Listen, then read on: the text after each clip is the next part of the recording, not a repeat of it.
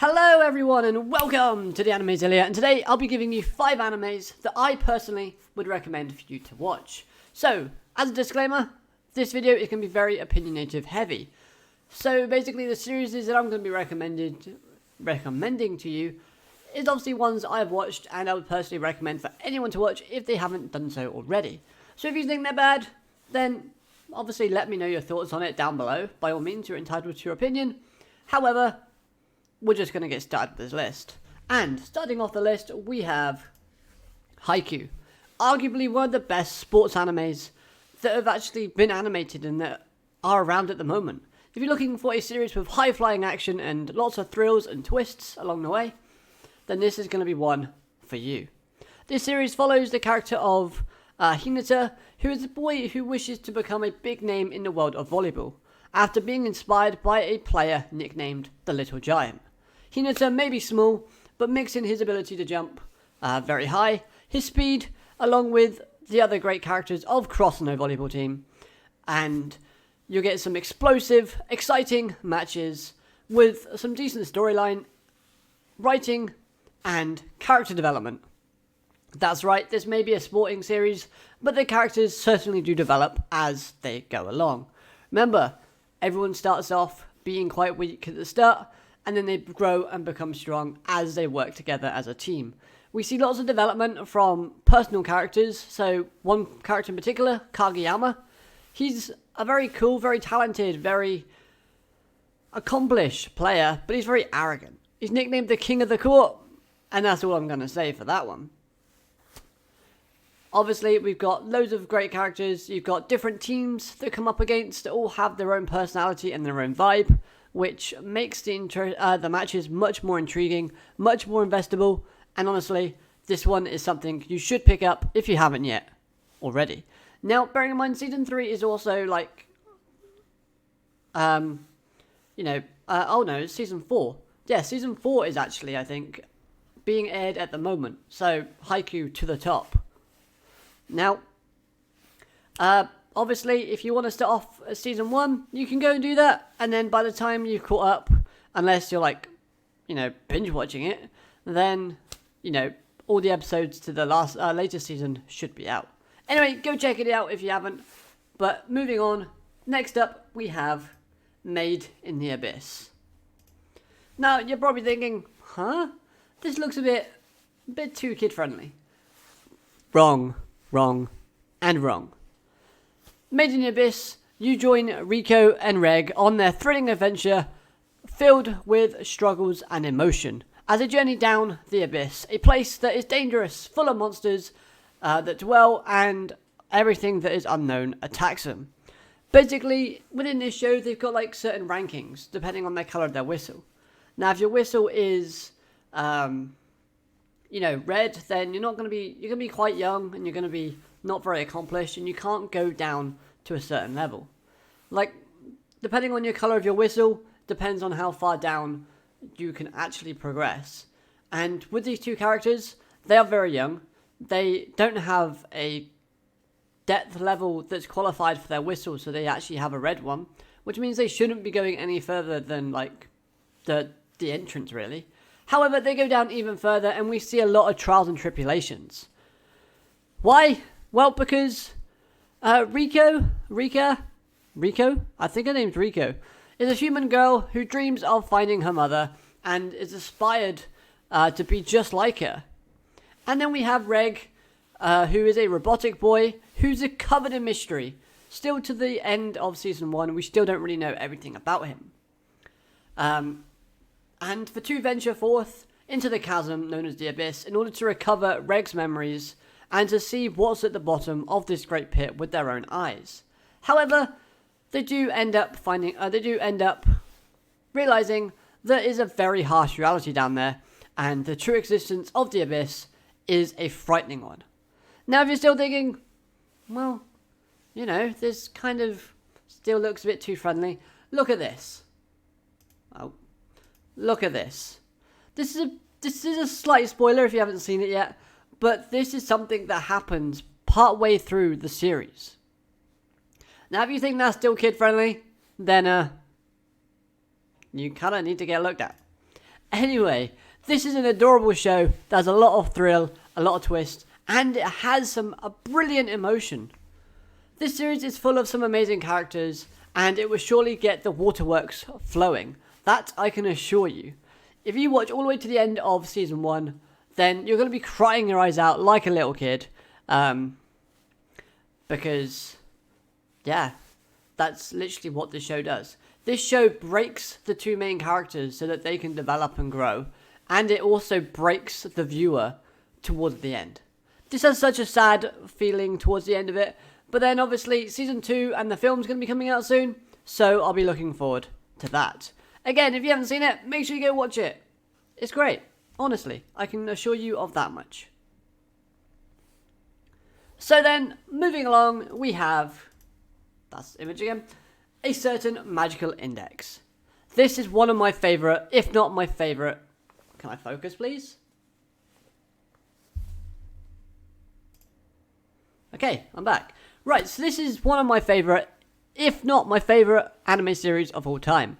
If you're looking for a series with cool magical powers, and a lot of crazy fights, where the main characters are more psychotic and kind of menacing than the bad guy, then a certain magical index should be right up your street.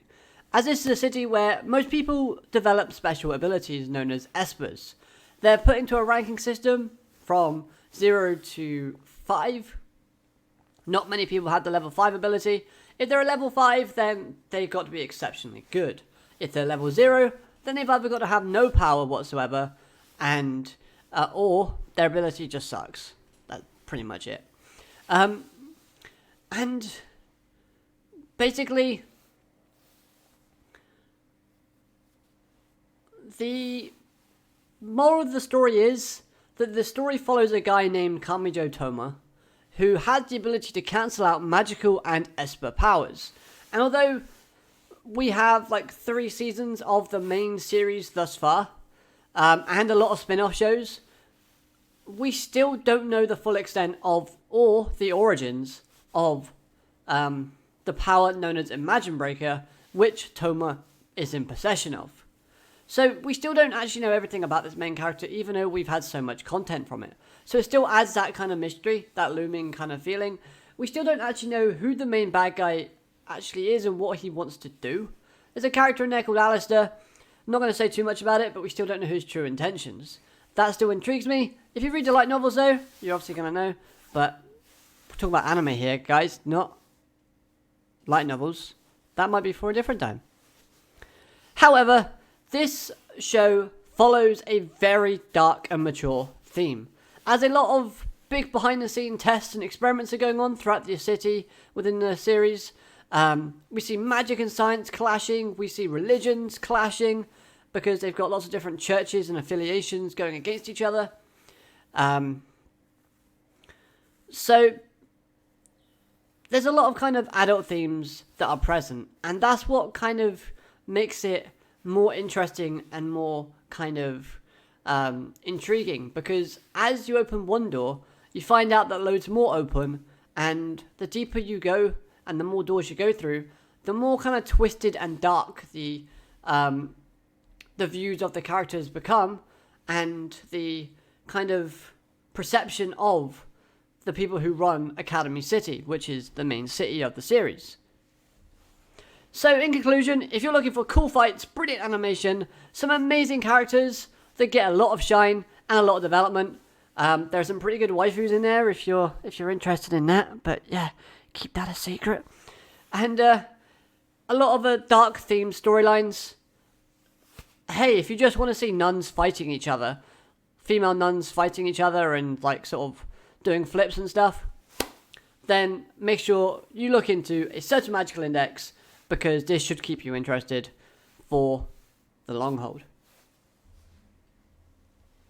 Next up, we are going straight ahead, and we've got Charlotte. This is another series that I'm really fond of. It's such a nice, sweet series with full of lovely characters, but then it just kind of goes really dark and in your face pretty quickly. It's a series where kids aged between 8 and 15, I think, start to gain and acquire special abilities. Now, if they're found by the government or anybody with higher power or influence, then they seek out these people or these children to acquire them so that they can exploit and use these powers for their personal gain.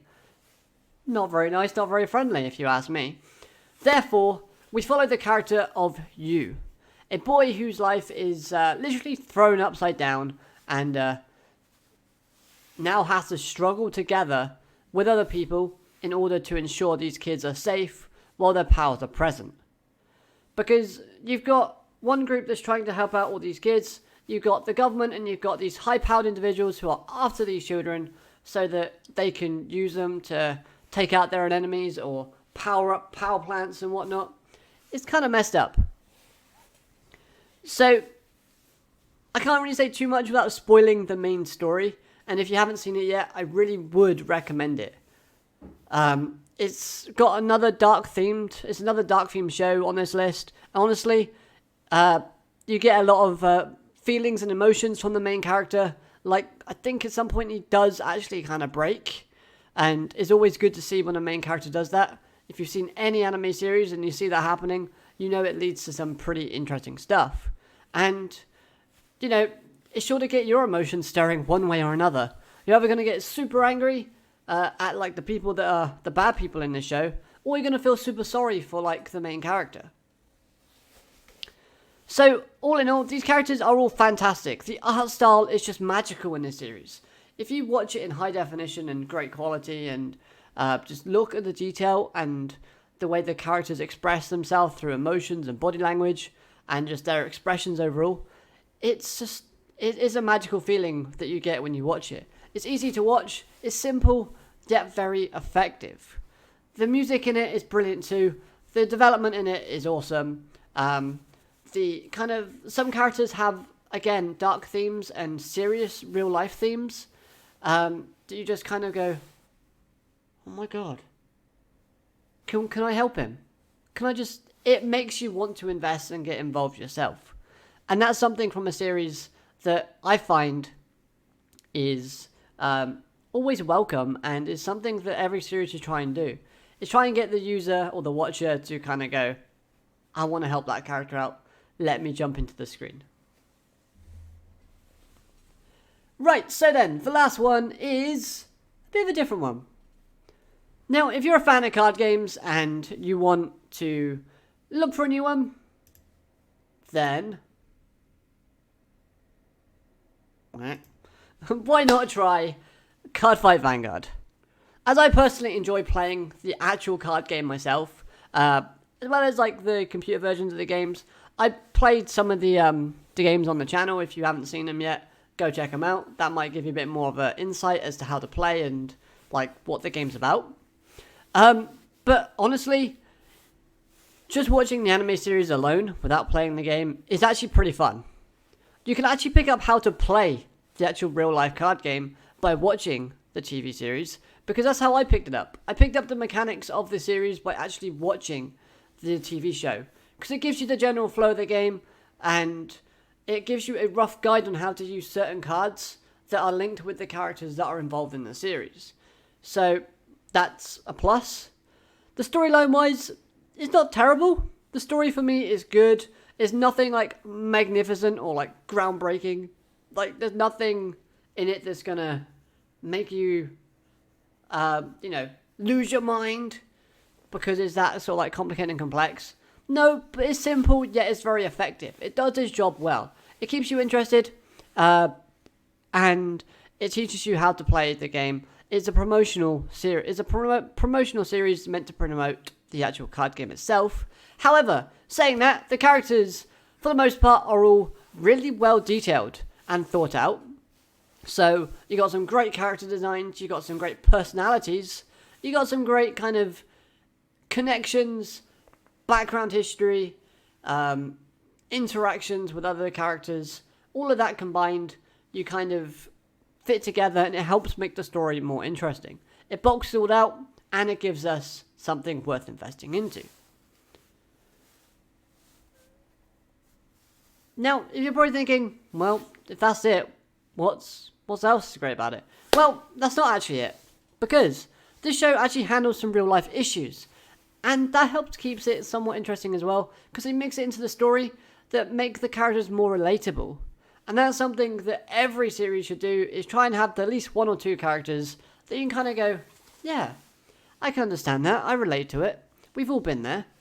And maybe if you watch this and you're going through something, which if you are, then why not talk to somebody? But then again, it might help you one way or another. That's a bit of a stretch, I know, but the examples of things that are real life issues that they cover is things like bullying, wanting a place to belong, finding a path in life, and basically just finding yourself and knowing what dreams you want to go after. So, we get that. You also get some fight scenes that are, for the most part, really decent, although some can be predictable. However, they will surprise you every so often. The best thing about this series, though, for me, is I find that the series doesn't take itself too seriously. And that leads to the fan base making a ton of jokes and memes based on, the jokes in the series, like the comedy, or the phrases within each episode. Like, honestly, I'll watch the episode myself and I'll go straight to the comment section and it will guarantee make me laugh. Never fails to do so. And that's honestly one of the joys of watching this series. Yes, okay, you might get the odd person that kind of goes, oh, well, that doesn't make sense and he shouldn't have had that because that was a card error, so he really shouldn't have won that one. But for the most part, the fan base for this series is actually pretty nice and pretty cool and really funny.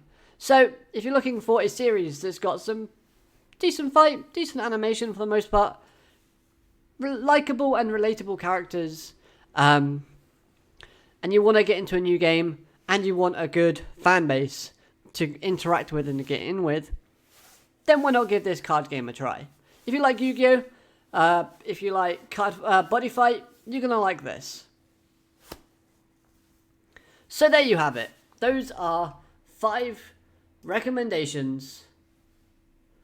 Wait, what am I doing? Yeah, sorry.